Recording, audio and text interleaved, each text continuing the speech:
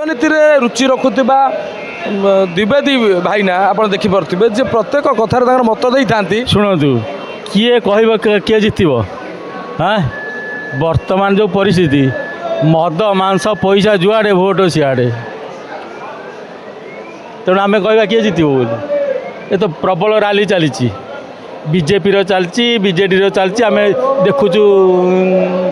ହଜାର ହଜାର ଲୋକ ଯାଉଛନ୍ତି ତେଣୁ ସବୁ ଜିଲ୍ଲାରୁ ବୋହୁଛନ୍ତି ସେ ରାଲି କରୁଛନ୍ତି ତେଲ ପକାଇବାକୁ ପଇସା ନେଉଛନ୍ତି ଖାଇବାକୁ ଦେଉଛନ୍ତି ଚିକେନ ମଦ ମାଛ କହିଲି କ'ଣ ହଁ ଯାହା ଦେଉଛନ୍ତି ଖାଉଛନ୍ତି ବାଡ଼େଇଲା ବେଳକୁ କେଉଁଠି ବାଡ଼େଇ କିଏ ଜାଣିଲା ମଦ ନିଶାରେ କେଉଁଠି ବାଡ଼େଇବେ ବର୍ତ୍ତମାନ ଆଉ ଆନାଲିସିସ୍ ଠିକ୍ କରିହେବ ନାଇଁ ଆନାଲିସିସ୍ କିଛି କରିହେବନି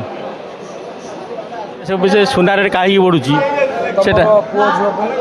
ତମର ଯେଉଁ ଅଛନ୍ତି ହଁ ବାହା ହବ ତାର ପୁଣି ଆଜିକାଲି ଆଉ କେହି ସୁନା ଦେବାକୁ ରାଜି ହେଉନାହାନ୍ତି ମୁଁ ତ ଠିକ୍ କରିଦେଇଛି ମୁଁ କାହାକୁ ସୁନା ଦେବି ନାହିଁ ଏତେ ପଇସା କିଏ ଦେବ 10-15 ହଜାର କ୍ୟାସ୍ ଦେଇଦେଲେ ଚଳିବ ଯାହା କିଣିଥିଲି ନା ଆଉ ରାଗିବ କ'ଣ ଯେତିକି ହେଇଥିଲା ହେଇଛି ଆଉ ଯେତେବେଳେ 4-5 ହଜାର ଥିଲା ସେତେବେଳେ କିଣା ହେଇଥିଲା କେତେ କିଣିଥିଲା ଏ 5-7 ଭରି ଖଣ୍ଡେ ନା ସୁନା ମୁଁ ନା ସୁନା ମୋତେ ସୁଟ୍ କରେ ନାହିଁ କିଏ କହିଲା ଜଣେ ଆଷ୍ଟ୍ରୋଲୋଜର କହିଲା ତମେ ସୁନା ପିନ୍ଧିବୁନି ନା